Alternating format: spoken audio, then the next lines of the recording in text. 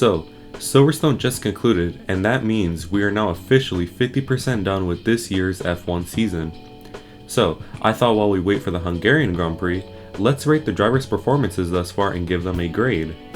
I gotta say, this season started out boring and looked like another clean sweep for Red Bull on both championships, but man is this season picking up, and even if Max and Red Bull win both championships again, I think we will all be fine with that because the season has been fun to watch so far.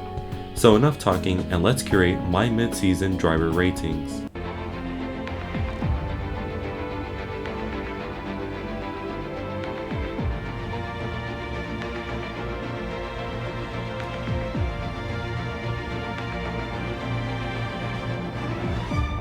So before we rate, let me explain how I'm rating. I'm going to give drivers a score from a 1- to a 5+, and this will be based on their results and their performance. So, the better the driver races and races, and the better they do, the better the score they will receive from me. Also, these will be rapid fire with very little explanation, so enough yapping and let's start. Also, no Ollie in this list, full-time drivers only. Oh, brother, this guy stinks! Starting from worst to best, and in 20th, we unfortunately have Logan Sargent. He had his first real good race last week, and I'm happy for him, but the rest of the season wasn't so great, so let's see if he can continue to improve. And this same sentiment can be transferred over to our 19th pick, Zhou, and he has been slow. I don't see him getting renewed on pure pace, since he has been pretty disappointing even in that Sauber. However, he's gonna get renewed because that sweet moolah that comes with him. Someone who may struggle more with renewal though is his teammate Valtteri Bottas, who is 18th, and man, that poor guy is trying, but he's getting nothing back. I want him to do well, but similar to Zhou, it's pretty difficult in that Sauber. However, he has put in some performances which do show he still has that dog in him. Out of ones and into the twos, and speaking of dogs, we have in 17th, Kevin Magnussen, since his interesting driving is very questionable, even if it is fun to watch at times. I really can't see how Kev is going to keep his seat, but at least he's not super slow, at least he has scored points and shown his capabilities, but compared to his teammate, not the best look for Kev. And talking about bad looks compared to teammates, in 16th, we have Sergio Perez. And dude, why does he do this? Cooks for the first part of the season, everyone compliments him, falls off so bad in the middle part of the season, gets criticized and then forgotten, and then cooks at the end of the season. Come on man, do better. Speaking of Checo, we have his former best friend in the whole wide universe in 15th, and it's Esteban Ocon. And he has put in good performances, even outracing Gasly here and there, especially in the beginning parts of the season, but he is here due to his behavior not changing and seriously compromising the team with some crashes. I don't know what to say that I haven't already, so moving on. And in 14th is his teammate, Pierre Gasly, and the start was so bad for Tripod, even getting showed up against Esteban, but he is starting to pick it up, and is starting to look like the Tripod we all know and sorta love. So moving on. And to continue the trend of French speakers, in 13th, we have Lance Stroll. Now, compared to prior seasons, he has been good this season, but he is still so inconsistent. He could be something special, but this guy just cannot find the consistency to prove it, but he has been solid in races such as in Silverstone, so let's see how he progresses. Into the threes now, and in 12th, we have Alex Albon, and he has been solid thus far. However, he has had his moments here and there, but very, very rarely. However, like Bottas, he really can't show his abilities in that car, but considering the car he is in, he is cooking, so moving on. Someone who may be cooking, maybe a little undercooked though, is our 11th pick, and we have Daniel Ricciardo. And when he's had his highs, he was cooking like the good old Danny Rick we all know and love. But more often than not, he has been behind Yuki and has also just been kinda slow. But he has shown glimpses of his brilliance here and there, so moving on. Someone who is cooking though, maybe a bit burnt this time, is our 10th pick, and we have Yuki Tsunoda.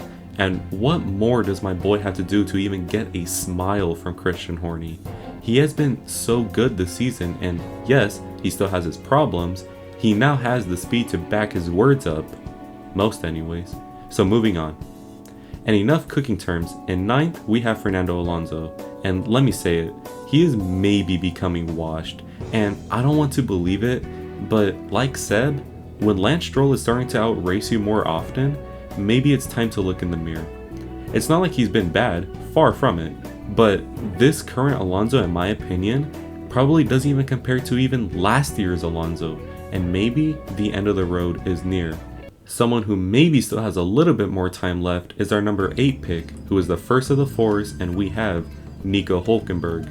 And wowzers, what a guy.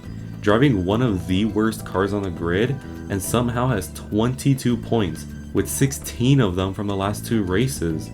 He has been cooking to say the least, and sure, his race performance could be a little bit better.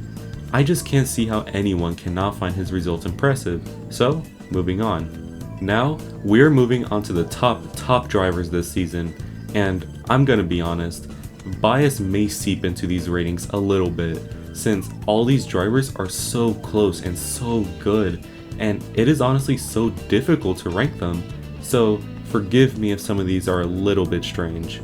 Anyways, in 7th, we have Carlos Sainz, and he is only lower than Leclerc due to Carlos being in more racing incidents than Charles, such as in Canada and Spain back to back. I'm not gonna lie, both Ferrari drivers have been so disappointing since Monaco, and the less the said, the better. However, someone we should talk about is our number 6 pick, and we have Lewis Hamilton. And yes, he just won. However, looking at the season as a whole, he was getting beat by Russell badly in the beginning parts.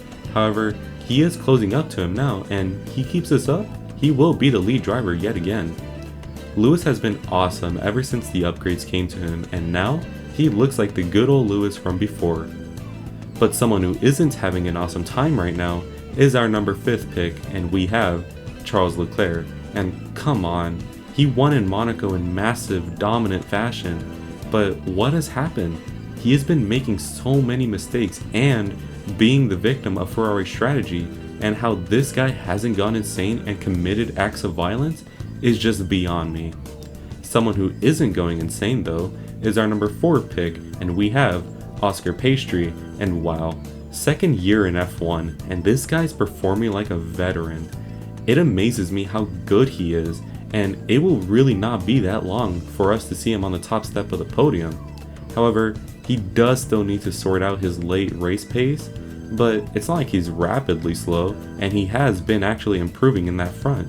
So yeah, moving on. Now for the top 3 drivers this season, and in 3rd we have George Russell, and he has been so great even before the big Mercedes upgrades, and it seems like Russell is starting to become a complete driver, and with these performances, in my opinion, you'd be crazy to doubt his ability as a top driver. And the same can be said with our number 2 pick, Lando Norris, and he is showing why he is Britain's golden boy. Is he the next Lewis Hamilton?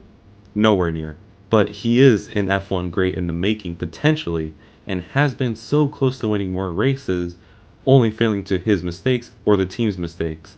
But the fact he is as close to our number 1 should be an achievement within itself.